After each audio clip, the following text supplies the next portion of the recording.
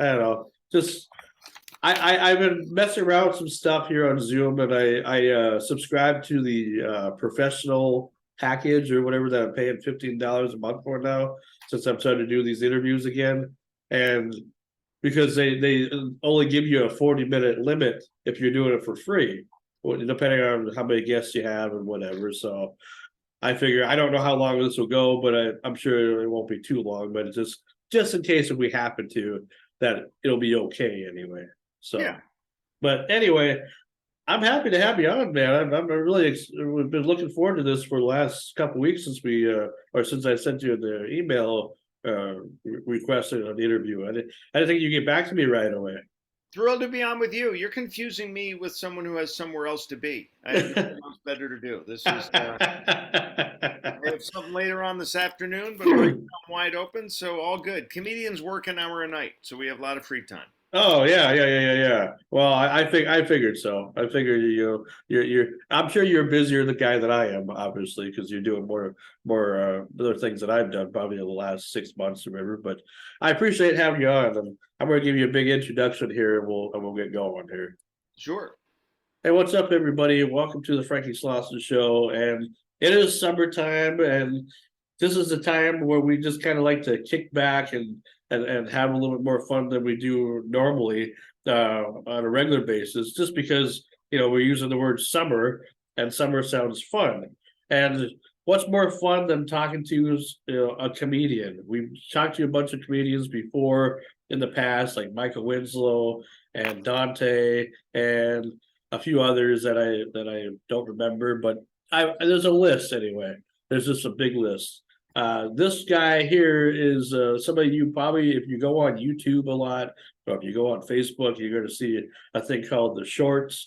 And this is where I started to fall in love with this guy, just because of all the stuff that I've seen online, and actually watching some specials that were recorded on YouTube that were, whether they were okay to be recorded or not. I wanted to learn more about the guy, so I watched the entire specials and got to know about the breakout comedy star from America's Got Talent. I give you guys comedian Tom Cotter. Welcome to my show. Welcome back, Cotter. I like it. Very nice. Yeah, it has a good ring to it, Those YouTube specials you referred to in the intro were non-sanctioned. Those I would figure so. They seem like they're kind of like bootleg versions of what a professional setting would be like. It happens. What are you going to do? But I enjoyed that though. I mean, it's kind of fun to hear more shtick from you rather than just a couple 1 minute videos or shorts that I've seen floating around the interwebs anyway. Yeah, I'm doing one that is sanctioned on the 27th of this month, June. So I'm filming a new special then. That one is sanctioned, so I know that it'll be out there in advance. So I will dress appropriately. But some of the ones, when you go to the Comedy Cellar in Manhattan now, they take your cell phone away from you because they don't want you to film the comedians. Dave Chappelle, and Amy Schumer, I think, were the first two to demand that when they got on those stages, because people film you all the time now. And if you're trying new material, Sean, what if it sucks? What if it lays an egg? You don't want that out there on social media. So that's why we go to these clubs to work our stuff out. You got to try it in front of a live audience. And then some meathead, doesn't listen to the rules, records it and puts it out on social media. But it's all exposure. I'm not bitter about it. I'm happy with it. It's fine. I figure you would love the exposure no matter what, because you put yourself on TV. So I mean, if you didn't like that, you would have never went on America's Got Talent. Yeah, I'm a whore, so I wear that proudly. Yeah, Madonna taught us that any publicity is good publicity. So. Hey, I'm a whore too when it comes to media and stuff. I'm a pop culture guy. Even though I'm in Minnesota, but I love everything about pop culture. You're in Minnesota. You got a Kentucky headhunting shirt on. So what's that about? Oh, I know some of the members of the Kentucky Headhunters band. Is that somebody you're familiar with at all for music? I do love music, and I noticed behind you over your left shoulder you have two electric guitars being played, which I'm a fan of. I love that stuff. So I don't play well, but I do play. So And then you notice that, kind of mixed up with more pop culture stuff. I got the Stranger Things stuff, on the wall, and yeah, I see that over because your right shoulder. Absolutely. gotta have a mix of everything. That's why I don't want to scare anybody when they come on the show thinking that what type of thing did I get invited to. It's just a smorgasbord. It's fine. Yeah. Well, for me, I've always just loved, like I said, entertainment. I've been doing this since 2006. I started out in radio, and then I just, went into podcasting and stuff. And most of the time, it's all just been volunteer, stuff. I don't really make any money doing it. Unlike you, where I'm sure you make, a good living being a comedian, or else you probably wouldn't do it, but I'm sure you had rougher days back in the early days before you finally went on the road and everything. I tell everybody, Sean, that comedy is a dream job if you dream of poverty and rejection. So it's not an easy road to hoe. I have 3 sons, and I've told them all they can do it as a hobby, but I don't want them to make a career out of it because I know how difficult it can be. And their my wife is also a comic, so they're Yeah. hearing it from both of us. And that's kind of neat, because I didn't know if that was actually when I saw some of the clips of you with your wife, if that was with your wife or whatever that I've seen the clips on. It was hard to tell, like, because I don't know a whole lot about you at all, but I didn't know if that was just somebody that you were just like pretending to be your wife, or No, just if it was your wife, because that's kind of a cool kind of connection, just to meet somebody that you have the same interest in. yeah, it's funny that you say the pretending because she pretends to be single a lot. I'm happily married, or at least she tells me I am. So, and we've been married for we'll be June 30th. It'll be 22 years in a row, and we were dating for 6 years before that. So we've been together for a long time. Ah, Comedy well, couple, and there aren't that many of us out there. We're an endangered species. There aren't that many married comedy couples these days. well, I think that's just awesome because then you got the support of your wife, and she got the support of you, and that's how you make everything work. I suppose once the kids started getting in the family and everything, it was harder to do stuff together, I suppose. Yes, yeah, and people love us to do things together. They love when we do the comedy team thing, especially like the older people who remember Catskills, because that you had a lot of married comedy couples. You had Lucy Ball and Lucille Ball and Desi Arnaz. You had Burns and Allen, Nichols and May. There were a lot of them, and so people get nostalgic for that, and they ask us to do that. But we make more money when we work individually because she headlines places and I headline places. So and then we meet up back at home. So absence makes the heart grow fonder for us when we're on the road, and then when we're home, we get to hang out together. And for whatever reason, it works for 22 years. And that's pretty neat. I mean, it's like that love story that you read in books, pretty much. Kind of. I think, or whatever. I guess. It's worked for us. It's it's a tough business. I'll tell you what. During the pandemic, we were both unemployed. We couldn't do anything, obviously. So we hung out a lot together, and that will test a marriage when Oh, you're not absolutely. on the road. When you're always there, I mean, you're constantly there. That really tests your ability to move forward, and we survived that test. So all is well. Well, that's good. And what I like about a guy like you, Tom, it's like you're not like as far as I know anyway. We don't really hear any like scandals about Tom Cotter. Like what's going on with Tom Cotter these days? What's you know like is he what's he doing lately or whatever? We don't hear those. Like we're not going to hear you on the National Enquirer or CNN that you are involved in some scandal or anything like that. You seem like a pretty well mannered man, we'll say. There are 2 reasons you don't hear them. One, I'm pretty boring, and 2, nobody really gives a crap. They don't Huh. care what the hell I'm up to. But that's fine. If they did, they certainly could find out. I'm all over social media, and I'm, very. I have a young lady who handles that for me. My wife and I have a social media goddess because we're too old to handle it, and she's really good, and so she keeps our finger on the pulse and our fans' fingers on the pulse. So it's good. Well, you seem like you'd be a fun person to hang out with. That's why when I started watching your comedy bits, I'm just like, well, the stuff that this guy says, and then he just kind of goes into like a little tangent and sees that people are paying attention to what he's saying, and it's just I like that style of comedy, that style of improv or whatever it is that you're trying to do to get a laugh out of people, I mean it works. At least it's worked for me anyway.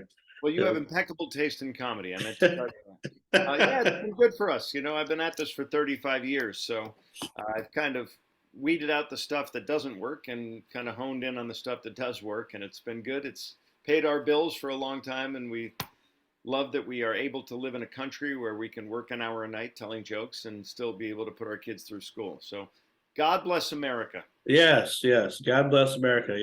I try not to be too political on my show, but since it's my show, I can pretty much do pretty much whatever I want or whatever. But I just, I don't know. I mean, because I've also seen you on some, what was it, just a few months ago? You were on a newscast talking about something or Newsmax, whatever. and I did Tucker Carlson a couple times, Yeah.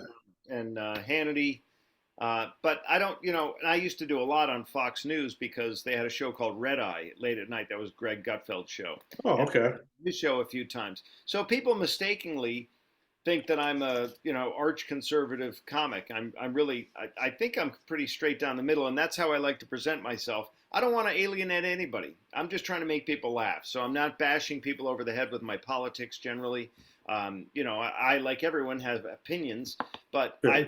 I'm not up on my soapbox when I'm on stage. As you've seen my act, it's very silly. It's non sequitur. It's called misdirection is kind of the style, and it's just a lot of one-liners kind of jumbled together into some fun. And I don't want to make any political statements. I'm really Oh, not yeah. change anyone's mind. I'm just trying to make them laugh. Well, that's just the thing about it. Because I mean, everybody has the right to their own opinion about whatever they want to talk about. But I feel like nowadays people just feel like everybody has something to say, so we're gonna blast you for saying whatever you say, even if it's just an opinion. You have no Doesn't matter if idea it's how political or accurate that is. People, these trolls. Seinfeld wrote an op-ed to the New York Times saying he never wants to work at a college again because these college kids show up waiting for you to utter that one syllable that's going not. to send them into a tizzy, and then they get triggered, and then they go on social media and eviscerate you, and then people who weren't even in the same state or country jump into the mix because they're trolls and they have nothing else to do. So, Sure, it's easy for Seinfeld to say he doesn't want to work a certain venue. He doesn't need to. He goes home every night and sleeps on a mountain of cash. But the rest of us, sure. we have to go and do these gigs, and it's gotten very difficult in the last couple of years. It was tough for us during COVID because we couldn't work. And then when we come out of COVID, the whole woke thing is happening, and they keep Sure. goalposts on what you can say and what you can't say. And the nature of comedy is to mock things. It's to lampoon things. And so, I always start off my act making fun of myself first. I do a good 10 or 15 minutes doing what they call self-deprecating humor, making fun Sure. of myself, and I think that tells the audience subconsciously that hey, he can take a punch. Then I start punching out. I'm like, if look, I just made fun of myself for 15 minutes. Now I'm going to talk about something else. Some comics come out on stage and don't do the self-deprecating thing and just start bashing things, and some people get a little Sure. off-put by it. But it's kind of the climate we live in right now, and you have to deal with it. Yeah, like the whole Chris Rock thing, I think it's kind of has been overdone. And I'm sick of hearing about it. I mean, you got slapped. Oh well, get over it. I know it was a big deal, but it's like, do we really care now after 2 years or whatever or a But, year? but at the time, that was startling because, in the past, if you didn't like a joke, you just wouldn't laugh. I mean, you Yeah. might even boo or hiss or something, but you wouldn't come up on stage and smack the comic who said it. So that kind of, and as comedians, we all watch that in horror because that shows the rest of the world, hey, if you're triggered or something, this is a course of action you can take. And that's not what we want. So when I am on stage, I always tell the audience that I have two things: pepper spray and monkeypox. So hopefully they won't come up and put their hands on me. And we haven't had that issue yet, thank God.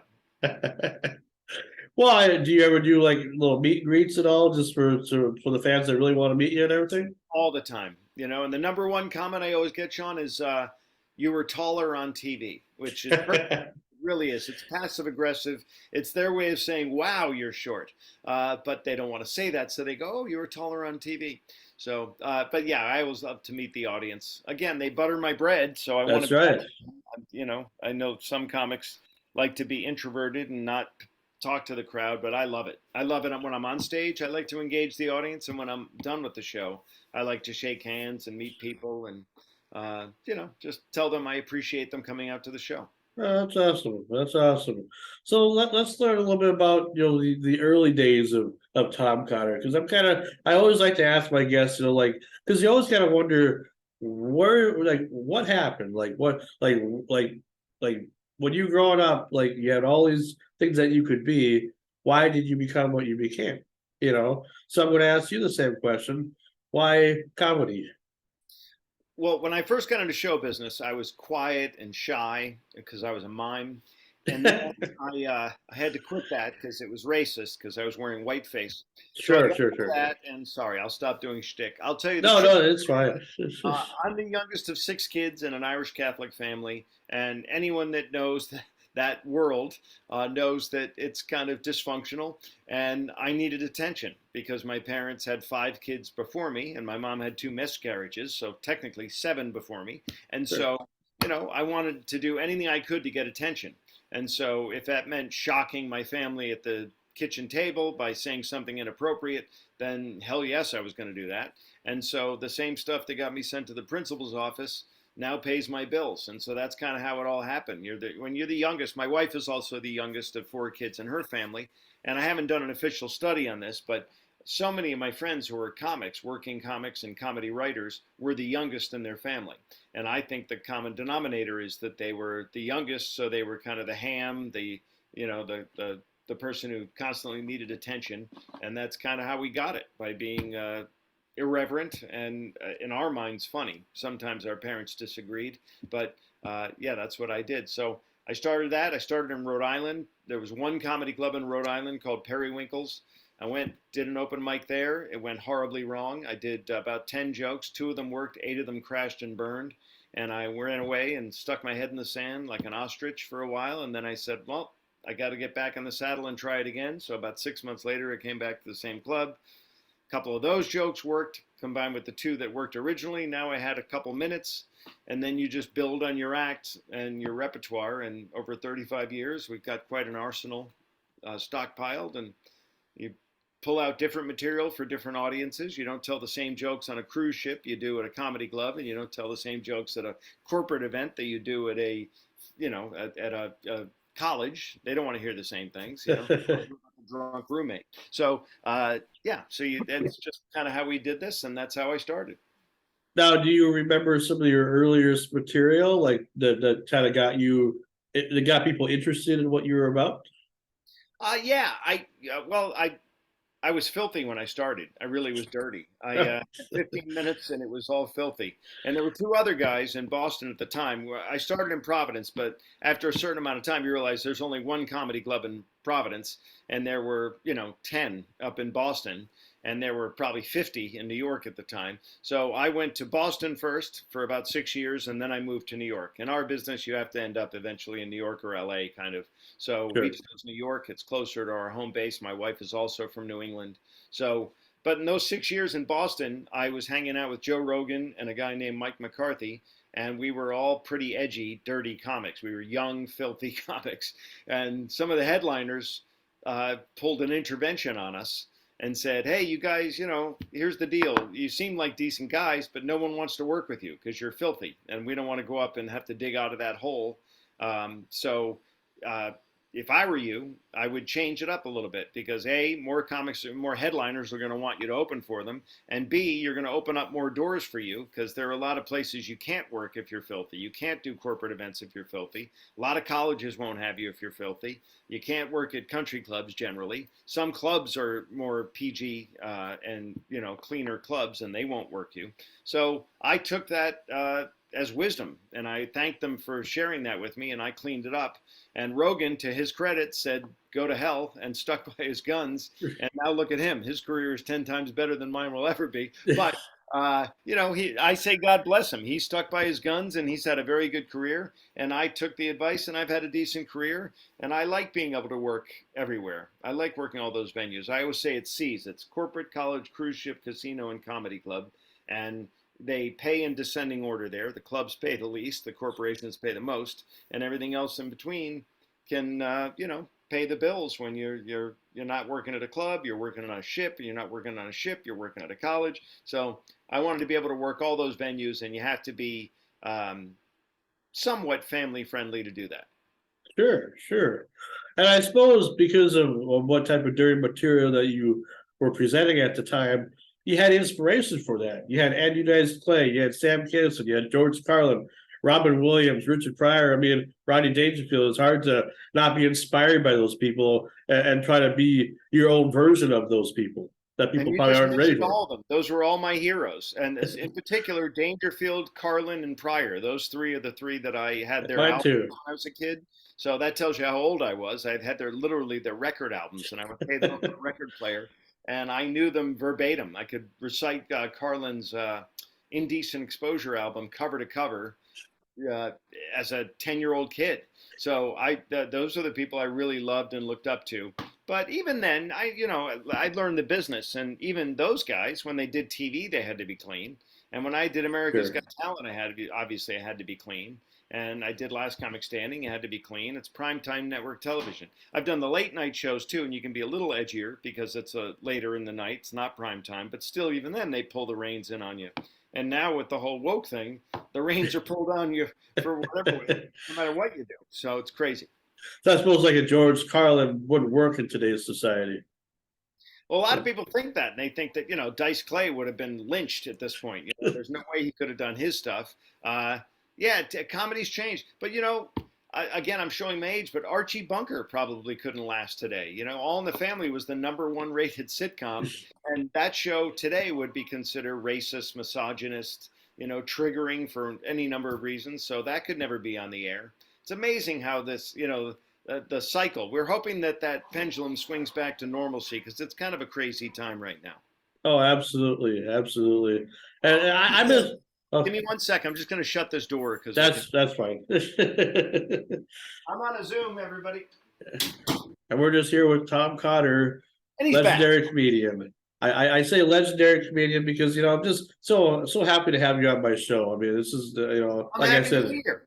been a couple weeks that I've been waiting, but it's all good. I've talked to a lot of different comedians in the past, and I think my favorite of all time was Michael Winslow. Oh, he's great. And we've talked twice, and I think the second interview was better than the first because I really got to know the guy more in depth, in the second interview. And that guy, you talk about a guy who's multi-talented. I mean, holy crap! Do you have any other talents other than telling jokes, or is that kind of the main thing that you're known for? I play the ukulele, I play the guitar, I juggle, and I dabble in ventriloquism. Have I ever taken any of those on stage? No, I have not. Yeah, I just like being a monologist when I'm on stage. Those things are kind of fun activities, but I don't. I've never ever taken them on stage. You know what, Sean? A couple times I felt like I wish I had a guitar. Like the crowd was really horrible, Sure, or something was bad because you can chew the clock with a guitar. Adam Sandler famously this is 20 years ago, had two different contracts to do a college. He was $30,000 per show without the guitar, and 35,000. No, I'm sorry, 30,000 with the guitar, 35,000 without it. And his theory was he could just do song parodies and kill half the show playing his guitar. And so he said, well, that's more fun for me. So I'll charge less for that. But if they wanted him without the guitar, just to do stand up, he was more expensive. sure. Because, it's nice to have that crutch up there, but I prefer just telling jokes. Well, geez, $35,000 is still a lot of money for one person. I don't care how big you are. He's a lot Yeah. more expensive now. I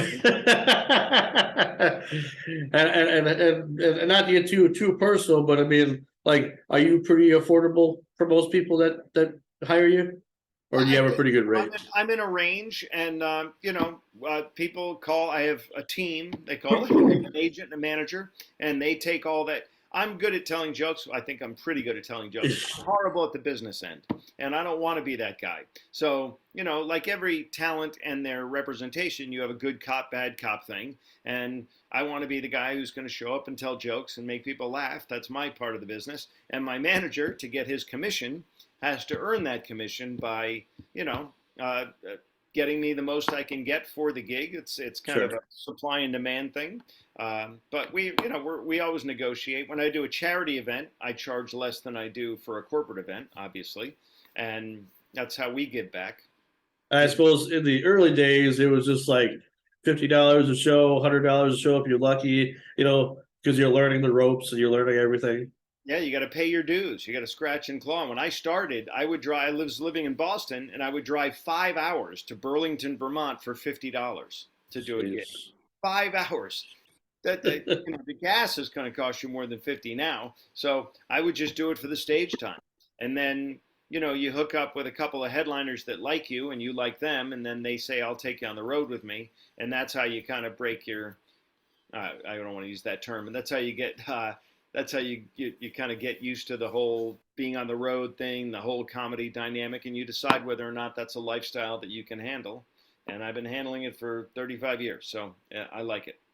Are you somebody who's traveled the entire, I would say probably the entire world, but I mean, most of the United States, Canada, Mexico, Yeah, Hawaii, somewhere around having there? done cruise ships, you go to you go to a lot of places, but I performed in Beijing a couple times, Shanghai, Hong Kong probably 10 times, Macau, Singapore, England, Pakistan, Israel.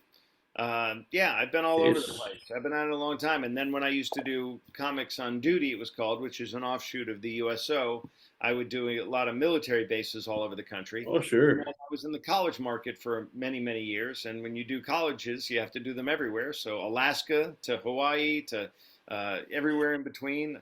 The only state I haven't told jokes in yet is Montana. It's the only one Oh, I haven't been to yet. I've been to every other state, and I've told jokes in every other state. So I just have to get to Montana and bang that out at some point. and I suppose Minnesota you've been to many times, and North Dakota, South Dakota, because that's kind of my area right around here, kind of Yeah, is more that northern whole Minnesota. region. Yeah, there's a Oh, thing called the Upper Great Lakes in NACA, which is North American Campus Association, and it's or National Campus Activities, National Association Campus Activities, is NACA, and they're the big group that brings in entertainment to all the colleges. oh, And so when you do that region, the Upper Midwest, I think it's called, or Great Lakes or whatever it's called, you do that whole area. So you do like St. Cloud State and all you right. um, all the names escape me. I've done God 300 colleges or something It over that. just seems like when a lot of people come to like to Minnesota and stuff, they always forget about other parts of the state. They always focus on Minneapolis or St. Paul. Even a lot of artists are like that nowadays. They'll only go to like more southern Minnesota areas than the northern parts. We do have venues up in the northern parts too, and stages, little festivals, here and there. But it seems like a lot of big namers only care about where they're going to get the most people. Well, they go to the major metropolitan areas because that's generally where the most venues are, or the biggest venues. But that's why I love doing colleges because there are colleges. You do these community colleges. You do a noontime show at some school that's up in the Upper Peninsula of Michigan, or in the boonies of I don't know, Iowa. You go to places that you normally haven't been, and you end up having a great time. And I love that stuff. Alaska, I did Nome, Alaska, and those people were just starved for entertainment. They just wanted live entertainment. So they were thrilled before you even uttered your first joke. They liked you. And then, you end up having a great night and you come out at the end and you do body shots off of each other and it's still light out. And what's not to love about that? It's perfect. Must have some crazy times in Alaska. Oh yeah, those people they are crazy, but I love them. Oh, that's awesome. That's awesome. Now you were talking about you said you're doing a special coming up. I had no idea until you mentioned about it that you were planning to do something. They were planning it, and then all of a sudden the Writers Guild went on strike. So the Oh writers yeah, went on strike, and now I'm a SAG and AFTRA guy, which is Screen Actors Guild and American Federation of Television Radio Artists, and so we just went on strike. We just authorized the strike yesterday, so we're all on strike now, and so the networks now are clamoring for content. They already were kind of looking for content, but they're really looking for it now because the writers are on strike and they have to do reruns. All the late night shows now, Fallon, Kimmel, all those are doing reruns. And sure. so the producer of these specials said, let's move it up because they need them now. So we're banging them out all in the month of June and early July. Mine is June 27th.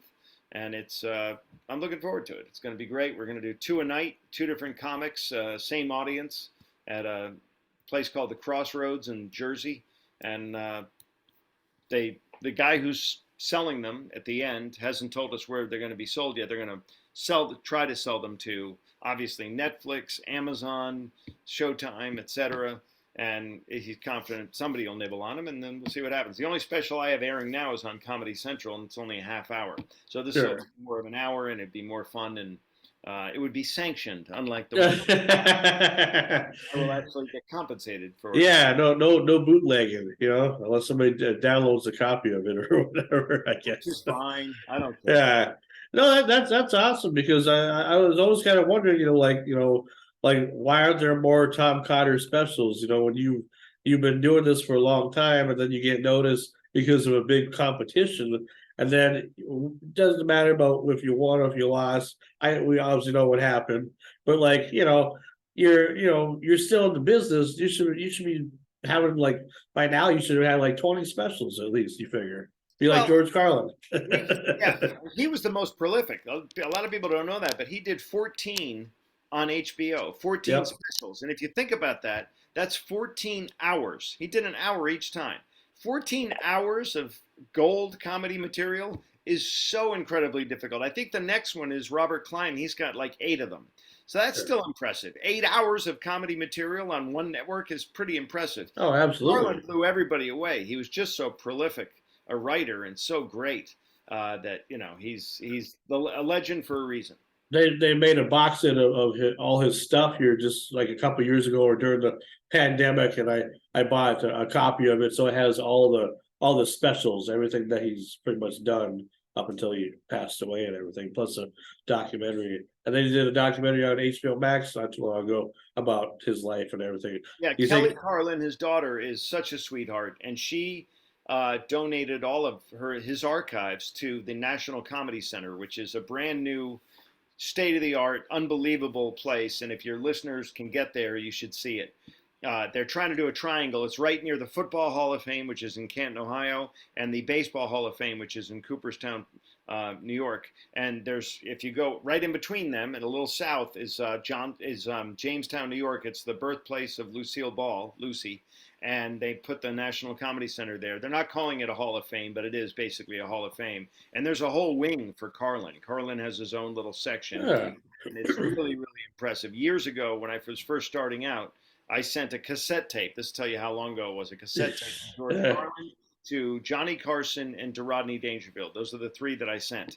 And I never heard from any of them. 6 months after I sent it, Carlin called me and left me a message on my answering machine. And he didn't need to do that. He didn't know who the hell I was. I was an open mic comic at the time. I sent him a cassette. I got a book that had addresses of the stars, and his happened to be accurate, and it ended up in his hands. 6 months later, he left me a message. Thank God I wasn't home, and I still have the recording. And I treasure it, and it's him being really supportive, saying, "Hey Tom, I got your message. Great stuff.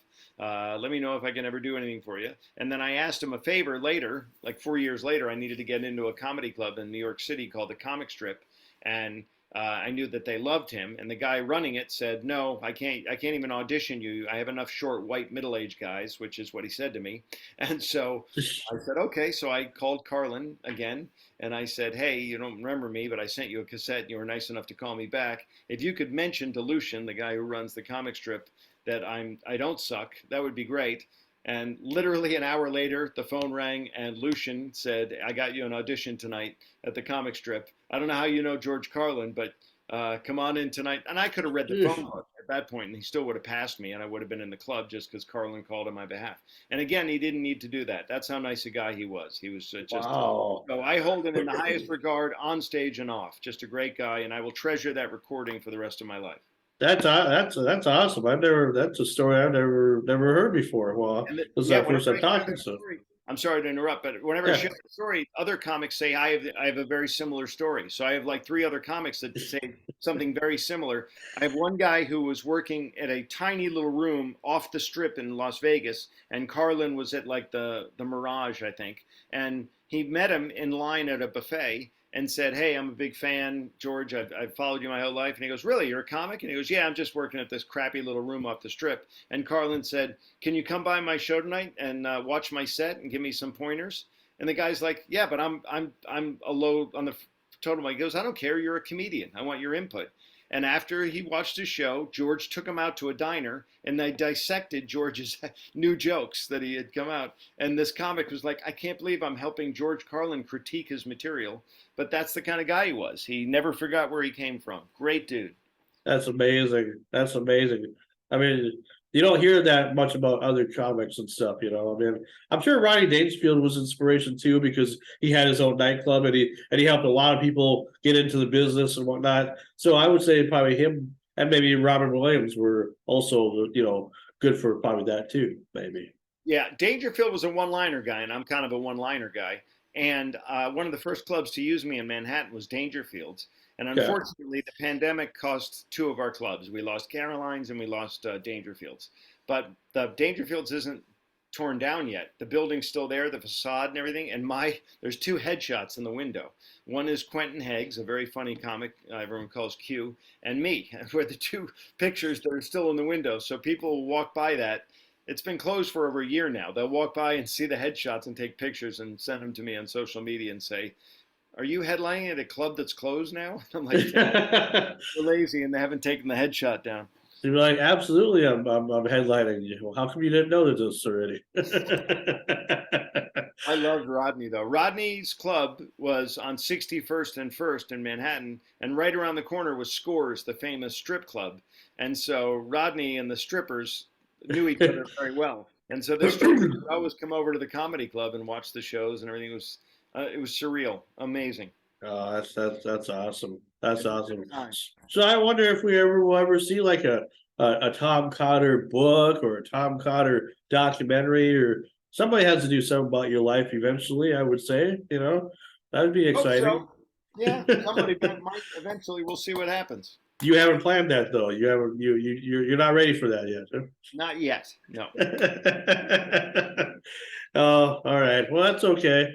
Well, I tell you what, Tom, I appreciate just the fact of chatting with you, man. This has been awesome. This was a I'll never blast. forget I it. enjoyed this. I do a lot of these, and this one was fun. I appreciate you having me on, and I hope your audience enjoyed it. Oh, I think they will. And if they want to see you on more things or social media wise, I see you got your background or your thing in the Oh, yeah. background. Tell everybody. There it is. Yeah, I'm a whore. But Yeah. yeah, I'm pretty easy to find on social media, and my website, of course, is tomcotter.com. I got a book called Bad Dad, and if you have someone you're thinking of for Father's Day, you can get that on Amazon. And people should come out and see me when I come through their cities and towns. Well, if you're ever in the Grand Forks or Fargo, North Dakota area, I'll have to look you up because, you know, that's where I'm close to those areas. Well, lift the restraining order, and I'll be there immediately. All right. Well, thanks, man. I appreciate it. You Thank you. take I care. really appreciate it. Farewell. Bye bye.